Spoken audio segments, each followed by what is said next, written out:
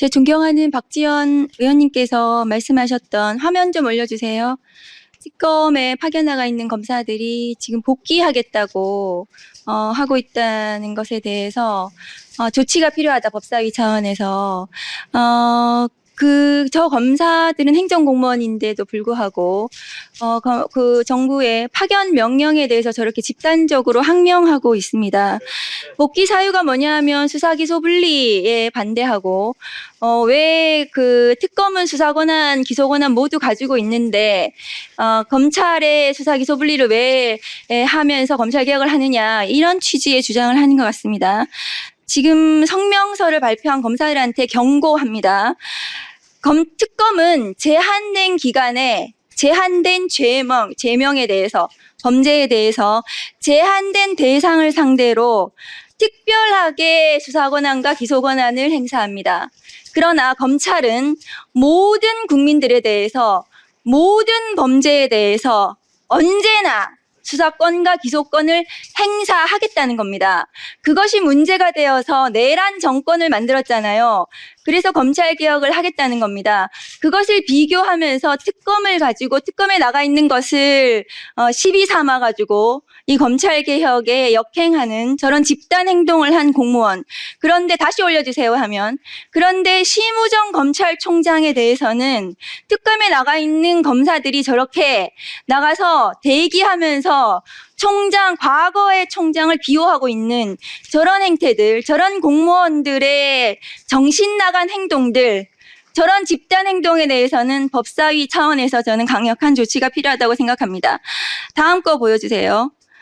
일단은 오늘 현장 국감을 해야 되는 이유를 말씀드리겠습니다. 지금 천대엽 법원행정처장 오늘 청문회에 나와야 되는데 안 나오고 있거든요. 저분의 발언을 한번 보십시오.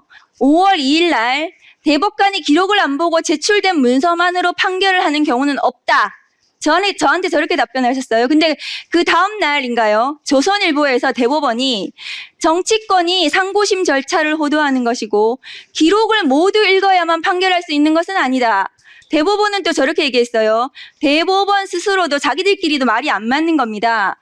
그런데 천대엽 법원행정처장은 5월 14일 날 또 법사위 나와서 저렇게 어물쩍한 저런 말을 했습니다. 무슨 말인지 모르겠어요. 그런데 최근에 법원행정처장은 다시 나와서 지체 없이 제출 문서를 읽고 그 내용을 숙지했다. 그러니까 기록을 전부 봤다고 했다가 제가 로그 기록을 요구했더니 위원이 기록을 요구했더니 발언 중일 때는 조용히 하시기 바랍니다. 그랬더니 다 기록을 보는 것은 아니다라고 얘기를 하면서 천대엽 법원행정처장의 발언이 저렇게 바뀌었습니다.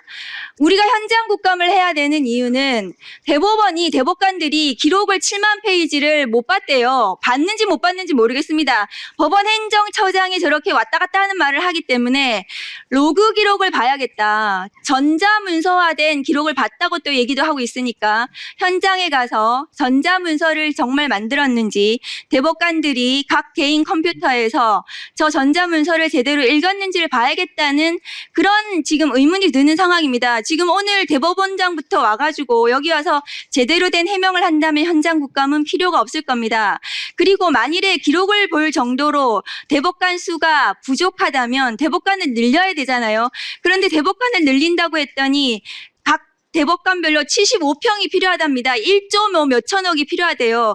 그러면 대법원에 가서 그 대법관들이 정말 75평에서 일하고 있는지, 그 75평은 왜 필요한 건지 직접 눈으로 보고 정말 필요하다면 그걸 해줘야 되지 않겠습니까? 대법관을 늘리려면.